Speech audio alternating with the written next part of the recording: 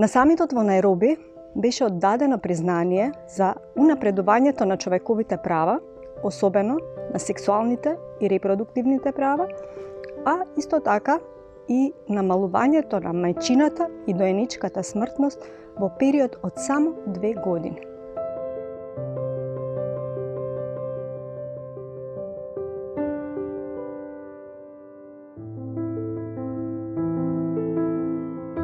Одлична делегација од Република Северна Македонија, разнолика, представници од сите релевантни институции, меѓународни организации, како и граѓанскиот сектор.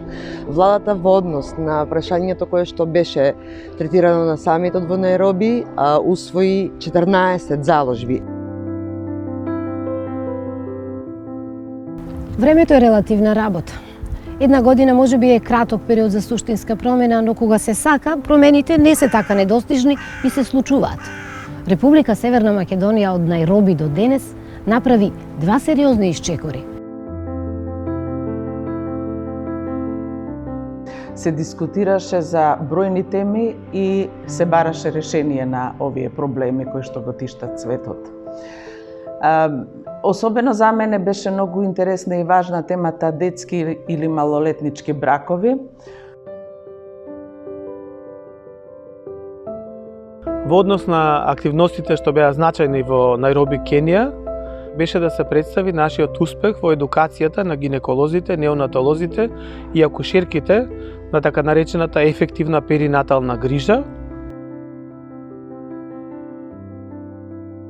За мене незаборавен беше моментот кога во салата со бројна некаде над 13.000 делегати, јас заедно со останатите членови од делегацијата имав чест да ги слушнам јавно кажаните признанија за овие резултати на нашата земја. Во тој правец беа и моите пораки за време на самитот, односно дека од потенцијалните жртви на изолираност, немок или недостиг на избор може да се создадат најдобрите борци за прекин на синџирот на нееднаквости, доколку се инвестира во создавање на безбедна околина за нивна целосна самореализација.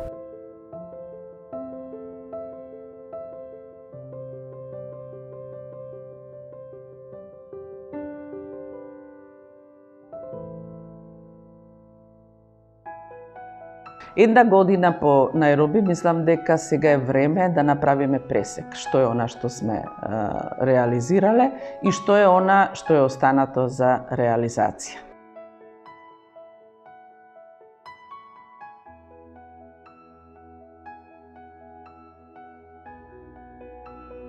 Со усвојувањето на акцискиот план за сексуално и репродуктивно здравје од 2018 година беше направен огромен исчекор во унапредувањето на човековите права, особено на сексуалните и репродуктивните права.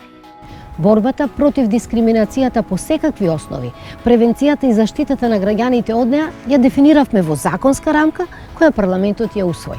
Подготвивме закон за заштита и спречување на насилство врз жените и семејно насилство, кој јасно ги дефинира сите видови на родово базирано и останати видови на насилство врз жените, но и закон кој што нуди мерки за превенција, постапување и заштита на жртвата преку координиран институционален пристап.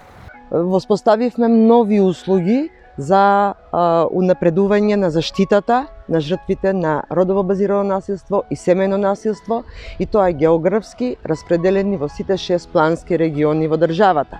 Во соработка со UNFPA и со британската амбасада во 2 града, во Тетово и Скопје, на локално ниво се работеше токму на зајакнување на меѓуинституционалната соработка помеѓу институциите кои што работат на превенција и заштита од родово базирано насилство. И во моментот да се работи оперативниот план за вработување за 2021 година, во кој што се дава можност за жртвите на родово базирано насилство да се вклучат во поголем број на програми.